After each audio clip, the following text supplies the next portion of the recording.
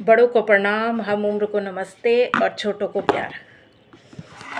आज कुछ अलग टाइप की बातें करने का मन कर रहा है, जो मेरे दिमाग में भी आती है कई बार कि ऐसा हमारे हिंदुस्तान में, क्योंकि हर धर्म में शादियां होती हैं, शादी में दहेज दिया जाता है। कानून कितने भी बना लो कि दहेज लेना देना सब पाप है, ये है, लेकिन कुछ नहीं हो पाता। सब अपने बढ़ा बढ़ा के दिखाते हैं। अगर किसी ने 20 लाख की शादी करी है तो दूसरा कहेगा अरे मैं तो 22 लाख की करूँगा, तीसरा और उससे बढ़कर कहता है कि मैं 25 लाख की करूँगा। तो सब बढ़ा बढ़ा के एक दूसरे को, आज इसने इतना दिया मैं उतना दूंगा, ये करूँगा, फलाने करूँगा। मुझे आज तक ये समझ में नहीं आई कि ये सामान देना, पैसे देना, जेवर देना कुछ समझ में नहीं आता। ये सब चीज़ें ज़िंदगी अगर रहेगी या खुशियाँ आगे जाकर शादी में एक बेटी को मिलनी है, भाग्य में है उसके सुख, तो खुद ही मिल जाएगा।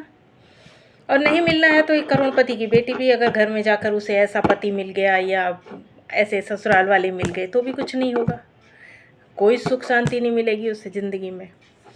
तो मेरे दिमाग में कई बार ये चीज़ आती है कि ऐसा क्यों नहीं होता कि अगर आपका बजट 25 लाख है कि आपको करने हैं खर्चा, अपने बचपन से पैदा होने से जमा करने शुरू कर दिए हैं कि एक बेटी की शादी, क्योंकि बेटी का पिता जब बन जाता है ना, पिता होते ही वो एक आगे के फ्यूचर के लिए, उसकी शादी के लिए ये सोचने ही लगता है।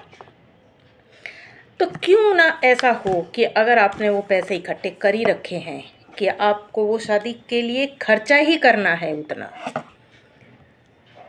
क्यों नहीं मेरे हिसाब से आप अपनी बेटी के नाम एक फ्लैट देते हैं, एक घर देते हैं, एक छोटा सा ही सही, उसी रेंज में जितना भी आए एक मकान देते हैं,